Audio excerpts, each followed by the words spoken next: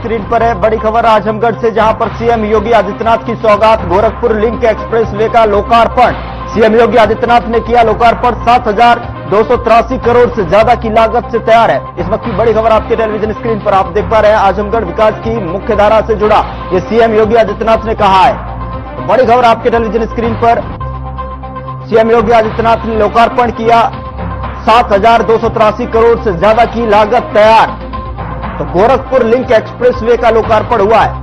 तो आजमगढ़ से इस वक्त की बड़ी महत्वपूर्ण जानकारी आपके टेलीविजन स्क्रीन पर। सीएम योगी आदित्यनाथ की सौगात के रूप में गोरखपुर लिंक एक्सप्रेसवे का लोकार्पण करते हुए सीएम योगी आदित्यनाथ ने 7,283 करोड़ से ज्यादा की लागत से तैयार आजमगढ़ विकास की मुख्यधारा से जुड़ा ये सीएम योगी आदित्यनाथ ने कहा है। बड़ी खबर आप तक पहुंचा रहे हैं। सीएम योगी आदित्यनाथ की सौगात के रूप में जो है गोरखपुर लिंक एक्सप्रेसवे का लोकार्पण। 7,283 करोड़ से ज्यादा की लागत से तैयार आजमगढ़ विकास की मुख्यधारा से जुड़ा। आजमगढ़ से बड़ी और महत्वपूर्ण जानकारी स्क्रीन पर, जहां पर गोरखपुर लिंक एक्सप्रेसवे का लोकार्पण हुआ है। सीएम योगी आदित्यनाथ ने यह लोकार्पण किया। 7,283 करोड़ से ज्यादा की लागत से तैयार एक्सप्रेसवे सीएम योगी आदित्यनाथ।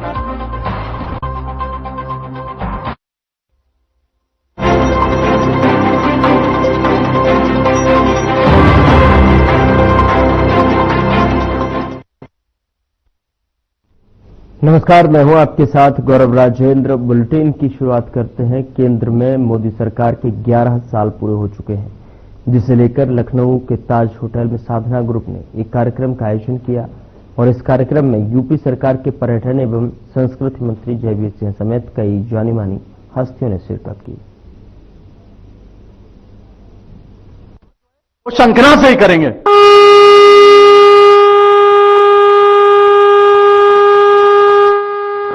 धन्यवाद। अब मैं चाहूंगा हमारे आदरणीय मंत्री जी कृपया मंच पे आए और हम उनसे सेशन की शुरुआत करें, क्योंकि बहुत कम ही अवसर मिलता है हमें जब आदरणीय मंत्री जी ने जो 11 वर्षों में खास तौर से जो काम हुए हैं और जो इन्होंने अपने मंत्रालय में काम किए उसके बारे में आपको अवगत कराएंगे। मंत्री जी, आपका सबसे पहले बहुत बहुत स्वागत है साधना समूह के इस आयोजन में, और आपने अपना समय दिया उसके लिए हम पूरे आत्मा से आपका बहुत बहुत धन्यवाद देते हैं। और हम चाहेंगे कि कार्यक्रम की शुरुआत करें। 11 सालों के लिए कि में जो काम हुए हैं उसके बारे में हमारे दर्शकों से प्लीज बताएं। पहले तो भाई ब्रजमोहन जी को बहुत बहुत धन्यवाद, कृतज्ञता कि आज बहुत सारे साधना समूह के दर्शकों के सामने देश और प्रदेश की सांस्कृतिक और पर्यटन की गतिविधियों को रखने का आपने अवसर दिया। आपका बहुत बहुत आभार, धन्यवाद।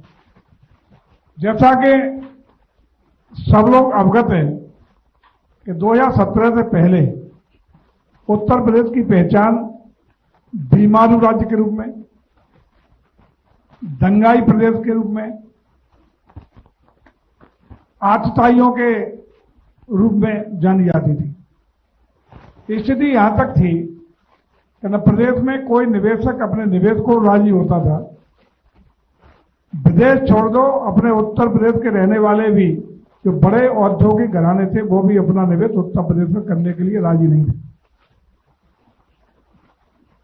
गांव की कनेक्टिविटी हो, शहरों की कनेक्टिविटी हो, या प्रदेश से जो महत्वपूर्ण मार्ग है उनकी कनेक्टिविटी हो, झील सील टूटी फूटी सड़कों से प्रदेश की पहचान थी। बिजली में आपूर्ति में माना जाता था कि कब बिजली आई ये महत्वपूर्ण था, जाने का कोई समय नहीं। बिजली जाती ही थी, थोड़ी बहुत बिजली की उपलब्धता थी।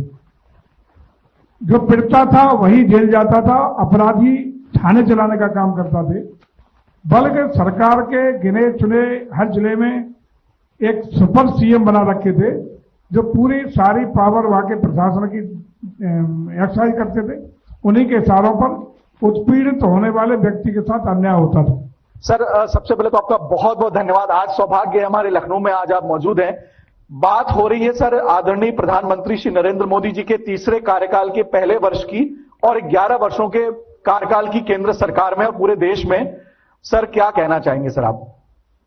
देखिए, मेरा अभी कुछ दिन पहले दैनिक जागरण और हिंदुस्तान अखबार में इस पे लेख भी मैंने लिखा था कि पिछले 11 साल में देश को जो एक करिश्माई, एक निर्णय लेने वाला, कठिन निर्णय लेके और उसको इम्प्लीमेंट करने वाला, और जो पूरी दुनिया में देश को एक आर्थिक, सामरिक ताकत बनाने की जो सोच रखने वाला हमारा जो नेतृत्व है माननीय प्रधानमंत्री नरेंद्र मोदी जी के रूप में, वो एक अद्भुत है। और जो एक निष्क्रिय प्रशासन था, जो एक निष्क्रिय प्रशासन था 11 वर्ष पहले, उसको उन्होंने पूरी उसी मशीन को, देखिए ये कोई उन्होंने मशीन नहीं बदली, सिर्फ जो उनकी एक टीम थी वो चेहरे बदले, इंस्टीट्यूशन वही रहे, संस्थाएं वही रहीं। उन्हीं संस्थाओं से उन्होंने एक नेतृत्व दिखाकर, एक निर्णय लेने की क्षमता दिखाकर आज इतना बड़ा परिवर्तन किया है। मैं आपको ये बताऊं, मैं अभी इंग्लैंड की कैम्ब्रिज यूनिवर्सिटी में इसी विषय पे बोलने के लिए गया था, तो वहां भी मैंने लोगों को बताया कि आज देखिए 2014 से पहले, 2014 में हमारी जो अर्थव्यवस्था थी वो दुनिया की 10वीं 11वीं अर्थव्यवस्था थी, और आज हम चौथी अर्थव्यवस्था से तीसरी अर्थव्यवस्था बनने जा रहे हैं। चौथी हो गई, तीसरी बनने जा रहे हैं। बहुत बड़ा परिवर्तन है। हमारे साथ एक और गेस्ट हमारे सेशन में मौजूद हैं, आचार्य विजय वर्मा जी हैं। 11 साल बेमिसाल हमने आज का प्रोग्राम का कंसेप्ट रखा है। 2014 में देश के प्रधानमंत्री आदरणीय श्री नरेंद्र मोदी जी ने उन्होंने पदभार ग्रहण किया और उनके तीसरे कार्यकाल का पहला साल 9 जून को समाप्त हो जाता है। क्या लगता है आपको कि आदरणीय प्रधानमंत्री मोदी जी के लिए आने वाला समय कैसा है, और वही हमारे देश के ऐसे प्रधानमंत्री क्यों बने या कैसे बन पाए? मोदी जी के बारे में मेरे पास बहुत सारी चीजें हैं कहने के लिए, और इसके लिए तो एक पूरा एपिसोड हमको बनाना पड़ेगा। लेकिन हमको जब उनकी कुंडली का हमने एनालिसिस किया था सबसे पहले, तो हमको एक ही चीज समझ में आई थी कि ये आदमी को देश के प्रधानमंत्री बनना है, और देश को बदलने के लिए इससे ज्यादा सशक्त आदमी कोई नहीं हो सकता। एक तो उनके निर्णय लेने की क्षमता, कुंडली उनकी जो देखी, तो कुंडली को देख के मैं बहुत प्रभावित हुआ, और ईश्वर उन्हें अच्छा स्वास्थ्य लाभ दे। और अभी हमको लगता है कि बहुत कुछ ऐसी चीजें हैं जो 11 साल में पूरी नहीं हुई हैं, अभी बहुत बाकी है। और ऐसा मेरे को लगता है कि 47 से लेकर और अभी तक जितनी भी चीजें थी वो सिर्फ 11 साल की अगर हम देखें तो बहुत सी चीजें इतनी तेजी से, इतनी रफ्तार के साथ कई मुद्दों पे डिसीजन लिए गए। मेरा सौभाग्य है कि आपके चैनल के माध्यम से हम खुल के कह पा रहे हैं। मोदी जी की जो कुंडली है वो वृश्चिक लग्न की है, और लग्न में मंगल और चंद्रमा दोनों बैठे हुए हैं, और मंगल उनका शनि के नक्षत्र में होने की वजह से जैसे ही 2011 के आसपास से चंद्रमा की महादशा उनकी शुरू हुई, तो वैसे ही हमको ये समझ में आ गया था कि कोई जमीन से जुड़ा हुआ आदमी, जो एक जमीन में एक एक जगह का घूमा फिरा, लोगों की जरूरतों को समझने वाला, एक दूसरे की मनसा को समझने वाला, घर परिवार सब कुछ छोड़ के विचरण करने वाला आदमी, जगह जगह पे रहना, हर शहर में रहना, और मतलब इस तरह का आदमी ही देश को आगे लेके जा सकता है। मेरे को लगता है कि जो राजा की तरह के रहता हो तो वो तो राजा है ही है, लेकिन प्रजा बन के जो काम करने वाला हो वो समझ सकता है कि प्रजा की जरूरतें क्या हैं, तो वो मोदी जी का व्यक्तित्व है। और सर, सबसे पहले तो आपको बहुत बधाई कि आपने अभी निदेशक सूचना का पदभार ग्रहण किया है। Thank you. ये विभाग सीधे मुख्यमंत्री योगी आदित्यनाथ जी को सीधे रिपोर्ट करता है, और मुख्यमंत्री योगी आदित्यनाथ जी की जो छवि है वो 2017 से 19 में अलग हुई, 19 से 22 में अलग हुई, और अब 2025 में वो बहुत टॉप लेवल पे जा चुकी है। तो ऐसे पदभार को ग्रहण करके क्या कहना चाहेंगे आप सर? और बात 11 साल बेमिसाल की भी हो रही है, और 8 साल जो आदरणीय मुख्यमंत्री जी भी उसमें एक बड़े डिब्बे के रूप में शामिल हैं, तो क्या कहना चाहेंगे सर आप इस बारे में? सबसे पहले तो मैं आपके चैनल को और आपको धन्यवाद देता हूं, आपने मुझे यहाँ बैठकर अपनी बात कहने का मौका दिया। दूसरा, जो सरकार के कार्यकलाप हैं 11 वर्ष और 8 वर्ष के, इस विषय में चूंकि मेरे कार्य का एक अंग है, और मुझे सरकार की योजनाएं, सरकार के द्वारा किए गए कार्य, इनको पब्लिक तक पहुंचाना और उनको जो रियल बेनिफिशियरी है उसका जो आइडेंटिफिकेशन है, वो डिलीवरी है, उस मैकेनिज्म के बारे में लोगों को बताना ये मेरा कार्य है। और मैं अपने आप को भाग्यशाली मानता हूँ कि इतनी लंबी सेवा के बाद मुझे ऐसी एक जिम्मेदारी दी गई है, जिसके लिए मैं जो फील्ड में मेरे द्वारा किए गए कार्य हैं, जो मेरा अनुभव है, जो मैंने महसूस किया कई बार की जो पॉलिसीज हैं वो कैसे जो एक्चुअल नीडी आदमी है जिसके पास वो पहुंचनी चाहिए वहां पहुंचने में जो पॉलिसी में गैप्स होते हैं उनका आइडेंटिफिकेशन संबंधित विभागों द्वारा किया भी जाता है समय समय पर। उनको ठीक करके हम किस प्रकार से सरकार की बात को प्रभावी ढंग से पब्लिक तक पहुंचा सकते हैं, तो ये करने का मौका मिला और मुझे अभी तक का जो अनुभव है काफी अच्छा है और मैं लगता है कि इस जिम्मेदारी को पूरी ईमानदारी के साथ निभा पाऊंगा। रमेश सिंह, राजा भदौरिया जी, ये बीजेपी के नेता हैं। आज के इस कार्यक्रम में आपका स्वागत है। आज हम 11 साल विकास के मना रहे हैं। ये बहुत बड़ा पर्व है हमारे भारत के लिए, क्योंकि इन 11 सालों में हमने ऐसी ऐतिहासिक डेवलपमेंट्स देखी है जो हम कहीं ना कहीं जिसका इंतजार कर रहे थे। और आज की तारीख में बीजेपी एक ऐसा बड़ा पार्टी बन के उभर के आया है जिसने अपना कहीं ना कहीं एक डंका बजाया है। तो आज मैं आपका स्वागत करना चाहूंगी। जी, बहुत बहुत धन्यवाद।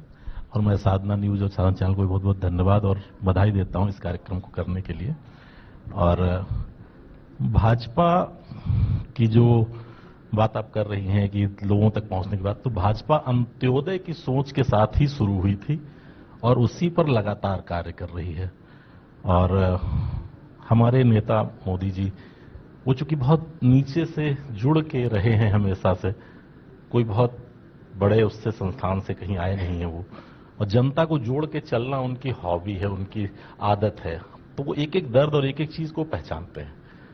तो जो जिस चीज को फील किया है या जिस चीज से गुजरा है वो सबसे अच्छा उस चीज का इलाज कर सकता है या उसके लिए सोच सकता है। अगर हम जनता के परेशानियों की बात करें तो जैसे ओडीएफ लेके हम लोग चल रहे थे, आज सरकार ने गांव में घर घर शौचालय जो हम लेके आए, सरकार मोदी जी की बहुत बड़ी सोच थी। जो एक सामान्य जनता की जो दिक्कतें थी इस महिलाओं की, उसको लेके आगे बढ़े और आज गांव गांव तक उस चीज को पहुंचाया। आम जनमानस की समस्या थी वो, बहु बेटियों की समस्या थी वो। हम गांव से जुड़े हैं क्योंकि हम जानते थे कि अगर सूर्योदय हो गया उसके बाद अगर तबीयत खराब भी है तो कितनी समस्याओं को झेलना पड़ता था। आज उन समस्याओं से लोग नहीं जा पा रहे हैं। और आज हमारे साथ बैठे हैं अमित पाठक जी। ये मेदांता हॉस्पिटल के एडमिनिस्ट्रेशन को पूरी तरह से देखते हैं और इनसे बढ़िया गेस्ट हमारे साथ आज नहीं हो सकता जो विकास, मेडिकल, स्पेशली मेडिकल में जो विकास हो रहा है उसके बारे में बात कर सके। इससे पहले कि मैं उनसे कुछ सवालात करूं, मैं चाहती हूं कि वो अपने बारे में कुछ बताएं। नमस्कार, साधना चैनल को बहुत बहुत धन्यवाद मेरी तरफ से, ब्रजमोहन जी को और आपको। मैं एक एविएशन इंडस्ट्री से मैं आता था पहले। जेड एयरवेज में मैंने 21 साल काम किया और वहां पर मैं स्टेशन को हेड करता था लखनऊ को, और जेड एयरवेज को भी मैंने स्टार्ट किया लखनऊ में। वहां पर डॉक्टर त्रेहन से ये प्रेरणा मिली कि मैं हेल्थ इंडस्ट्री ज्वाइन करूं और वहां से फिर मैं मेदांता लखनऊ को ज्वाइन किया।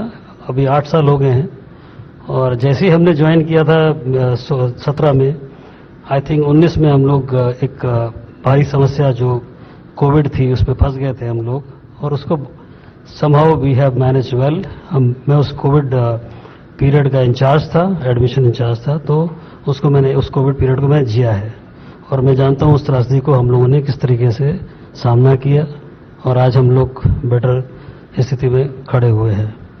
और अभी जो वेदांता में जो पार्ट है मेरा, मैं जहां पर एक हम लोगों ने एक कोड एक्स बनाया हुआ है वेदांता में। जो कोड एक्स होता है कि जब पेशेंट का अटेंडेंट या पेशेंट कहीं से भी जब उसको कोई प्रॉब्लम होती है या कोई कम्युनिकेशन गैप्स होते हैं, उनको वो ढूंढने में कोशिश करता है कि किसी से बात हो जाए हमारी, क्योंकि डॉक्टर तो अपना टेक्निकल चीज बता रहा है कि मरीज की हालत ऐसी है वैसी है, बट उसको जो फिल इन द ब्लैंक्स होते हैं जो मेदांता में या किसी भी हॉस्पिटल में होना चाहिए मैं कहता हूं, तो वो एक पॉइंट ऑफ कांटेक्ट है।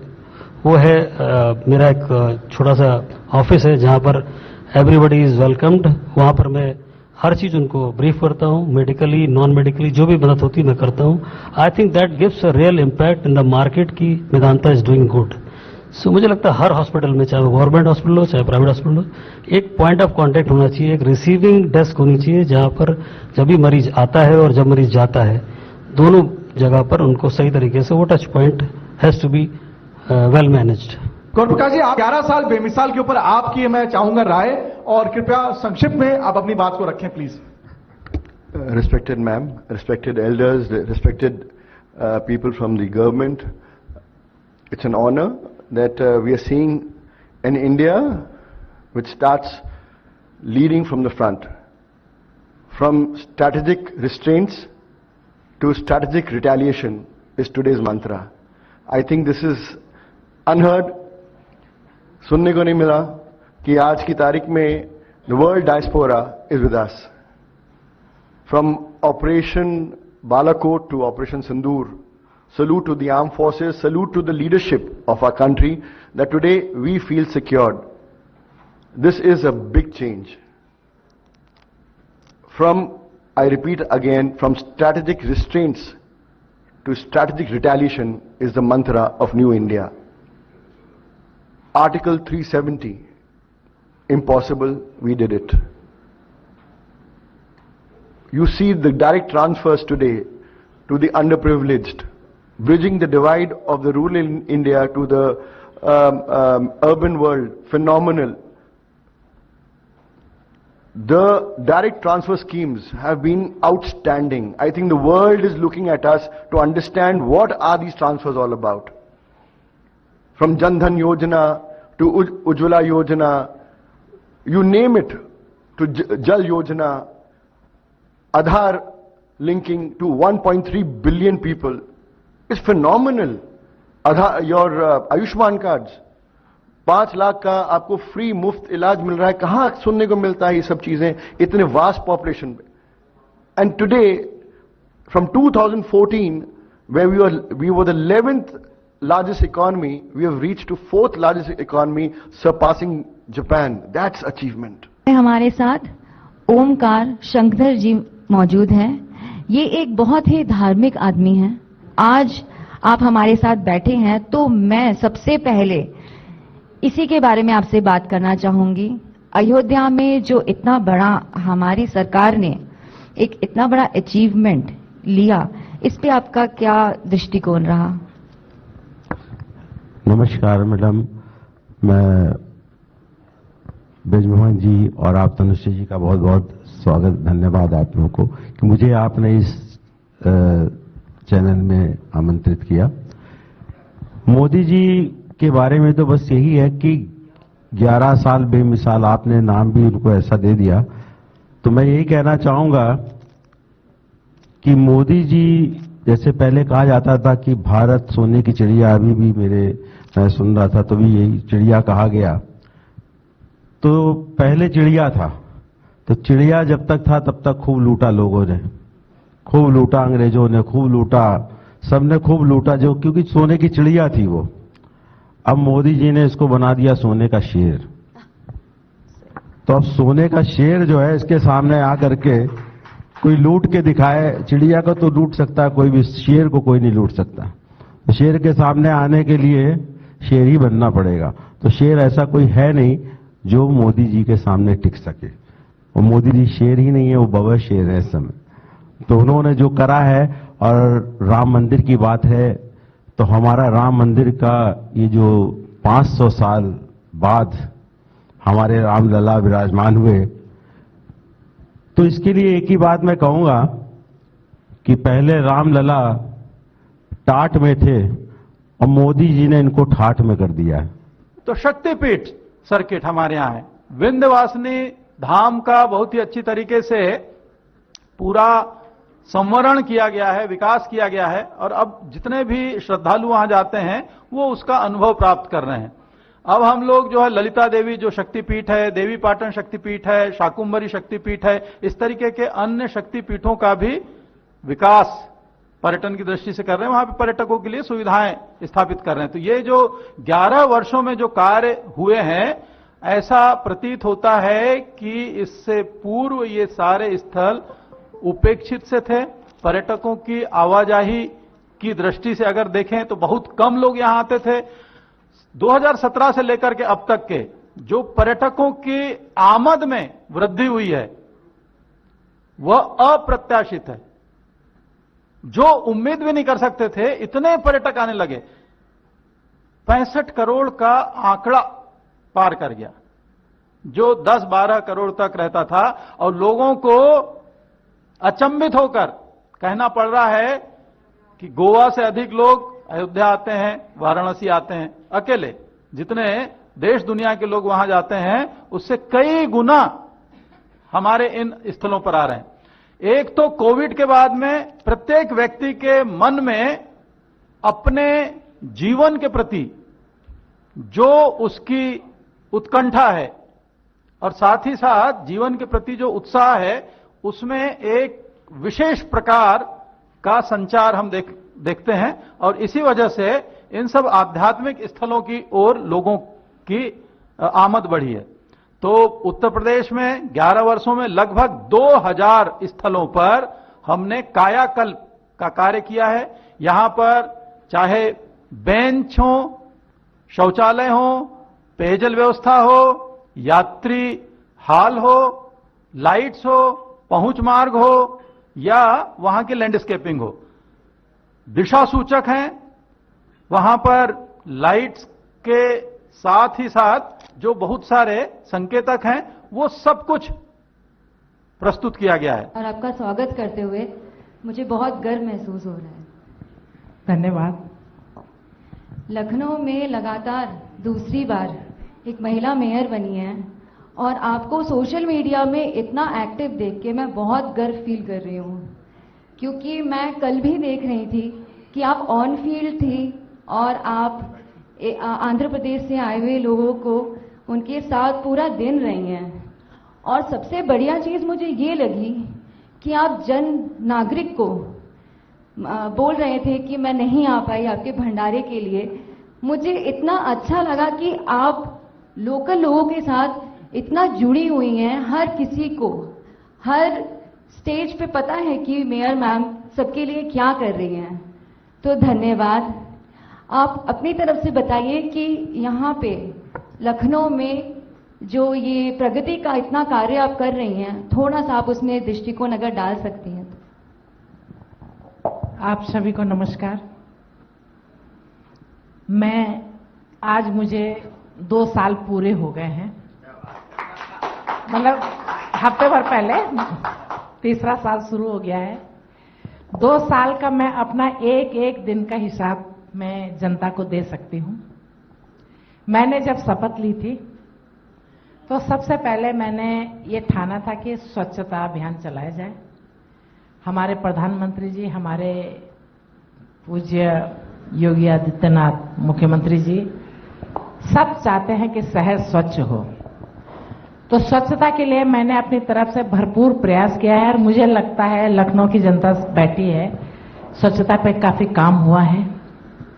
लखनऊ नगर निगम में पहले डीजल पेट्रोल से गाड़ियां चलती थी, 1250 ईवी गाड़ियां यहां लगा दी और 6 महीने के अंदर अंदर जो शेष गाड़ियां बची है 400-500 वो भी समाप्त हो जाएंगे।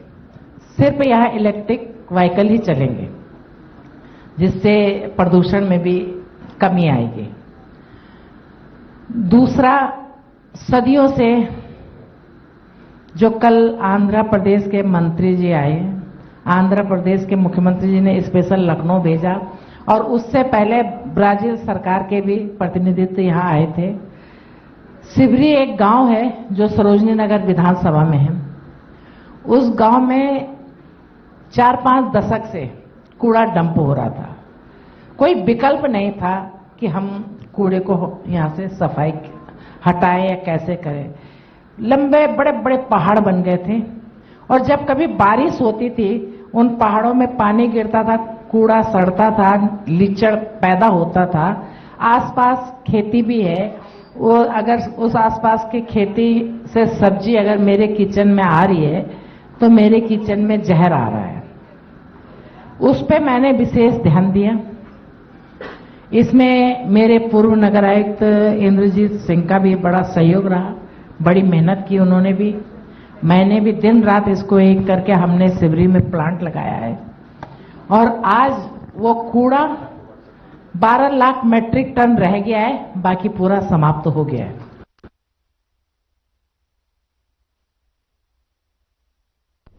बुलेटिन में मेरे साथ इतना ही, पर अब वक्त हो चला है डॉक्टर राकेश गुप्ता के साथ खास कार्यक्रम प्लस माइनस का।